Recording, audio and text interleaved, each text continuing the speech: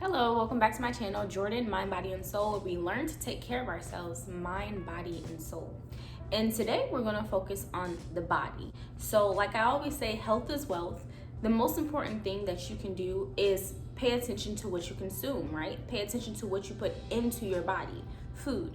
So I have tried different diets and different foods just to kind of see what my body's most responsive to, as far as like what makes me feel good, what keeps me from feeling groggy, what lets me feel energized and full, but also gives me the nutrients that I need.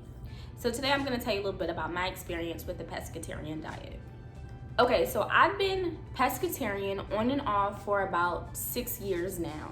And that's like me sometimes like being full-fledged pescatarian where I'm like, I'm not gonna eat anything else. And that's sometimes where I'm like, okay, I'm 75% pescatarian. So most of my meals are fish-based. And the rest, I might have chicken or turkey, or I might have like a jerky stick, like just a snack or something that's not pescatarian. So that's where I'm at now. About 75% of my meals are fish-based. I don't eat a lot of red meat. I don't eat pork hardly ever. So it's me really just modifying it for myself, what makes me feel good and what makes me feel better. So I'm just gonna go over some pros and cons, okay? It's high in protein. So if you're eating a lot of fish, you're gonna have an increased protein intake. It's also low in saturated fats. Think of saturated fats like fats that sit. They just kind of stay there. They're a little bit harder to burn. So that's saturated fats. It's low in saturated fats, meaning you're not taking in a lot of unhealthy fats that you have to burn off. You're taking in fats that are working with your body and that are sitting there, but you eventually have to burn those fats off. If you're pescatarian and you're consuming a lot of fish, you have low saturated fats, meaning you don't have as much fats that you have to try to burn off. It's a little confusing, but that's pretty much the gist of it. So fish, especially salmon, is rich in omega-3 fatty acids. Think of that as healthy fats. So how I explained saturated fats, you also have your healthy fats. Your body needs fat. You don't want to not have any fat at all. You're going to need fats. But omega-3 fatty acids are healthy fats that help your body.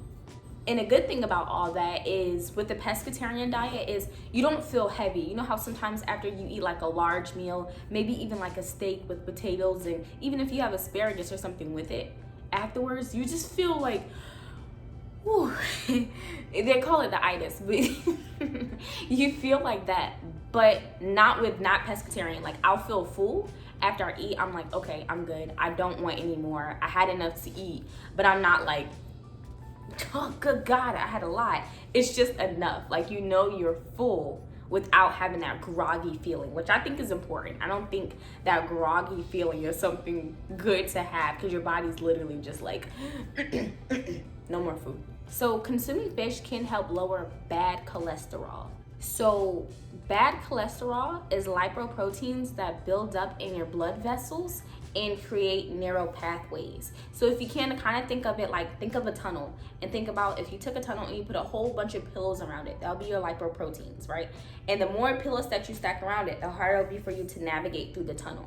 That's what kind of happens there with cholesterol. So what it does is it lowers the amount of lipoproteins, which means your pathways, your blood pathways won't be as narrow, meaning you don't have bad cholesterol clogging the environment, clogging your arteries. So it helps get rid of that excess cholesterol by pushing it through the vessels, opening up the pathways, and then sends it down into the liver so that your body can get rid of the extra cholesterol.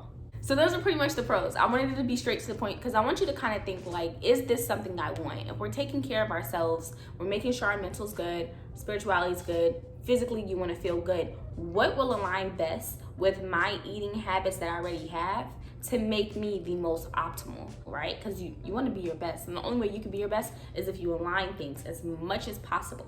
They don't have to be perfect, but they need to be aligned, right? At least on the same page. We can work with which paragraph we're on, but you want to be on the same page. So those were the good things. Just like anything, you're going to have some pros, you're going to have some cons, but here are some of the cons. So most fish does contain mercury, but most amounts are low enough to where the FDA detects it as being suitable, as being okay. So high consumptions of it does mean you are consuming more. It's simply something that you have to take into consideration.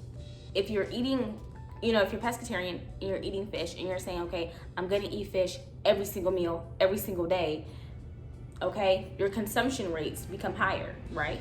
Or your chances of consuming it become higher. Also, mercury is just something that it comes from the air. After it comes down from the air, it sits onto the water. And once it sits in the water, what's in the water? The fish.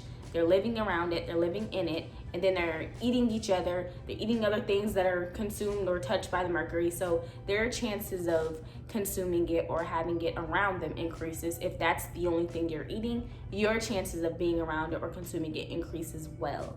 So that's something you might have to dive in a little bit deeper to have your own research to see if that's something you want to do. But it's kind of tough because all food industries have their pros and cons. Like, the meat industry isn't the cleanest either.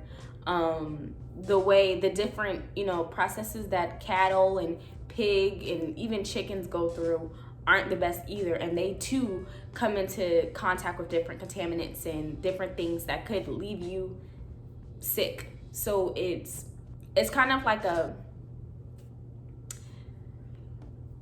in a way, it's kind of like pick your poison, but if you're able to write your list, just like I did, and your pros are outweighing your cons, it's something you could definitely take into consideration. Another thing about the pescatarian diet is it can get kind of expensive. So you can easily go to like H-E-B, even Walmart. I don't get food from Walmart, but you can go to Walmart, any really grocer, and get a pounded chicken or a couple of pounds of chicken for under $10. But with fish, it's gonna be a little bit more expensive. It's gonna be like, I know I can get 1 pound of tuna, I think for $9.99. And that's expensive when that's probably just 2 or 3, that's probably 2 meals for me. 1 pound of tuna is probably 2 meals for me. Whereas I can have a pack of chicken and feed my entire family that I don't have. But it's enough to feed the family, freeze the rest. You see what I'm saying? So like, it can get expensive in that way. Especially if you're like me and you only like tuna and salmon, and I don't really eat tilapia or, any of the cheaper fishes, it's still gonna end up costing you a bit of money to maintain that diet. And the biggest con that I wanted to say for the end is the sodium intake, right? Fish comes from water. Water's being the ocean, sea. So that is salt. So one thing that I was advised to do is to keep an eye on my sodium intake. If you are gonna be pescatarian, I noticed this the first time that I started the diet about 5 years ago. When I first started being pescatarian, I was a little bit thirsty more. I had a lot of salt intake, and I can't remember exactly what it was, but something was happening. I was like, I looked it up and it said this was a side effect of consuming a lot of sodium and to cut back your sodium intake. So once I took that into consideration, I'm like, okay, that's actually a big deal if you're someone who really needs to pay attention to that. We all do, but some people have to spend a little bit more time focusing on their sodium intake. So also keep in mind, the more sodium you intake, it can increase your blood pressure. And that's something that people have to be mindful as well. So again, this is just me giving you tips off of my research and my experiences, but also so you can evaluate things for yourself. If sodium is a problem, it may not be the best thing to do for you right now. You just want to kind of juggle it out. But that's been my experience. Besides that, I go to restaurants, there's always options. Like I said, it's 75% pescatarian. I have been 100% pescatarian before, but right now I'm only at 75%. But when I go to restaurants, the restaurant industry has changed a lot into the fact that it caters to everyone's diets and needs and allergies and whatever the case may be. Like, there's something for everyone. So that's just something to consider.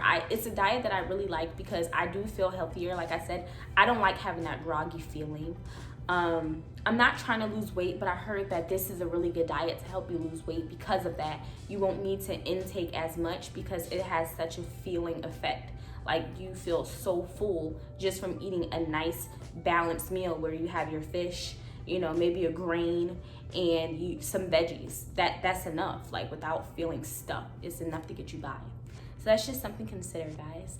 And again, today we focused on the body, and we talked about me and my life as being partially pescatarian, but the journey of being pescatarian, the pros and the cons. If you have any questions, any recommendations, maybe some recipes, anything, just let me know and I'll do my best to answer in a timely manner. Guys, thank you for watching. Enjoy your day, take care of yourself, and I'll see you guys next time.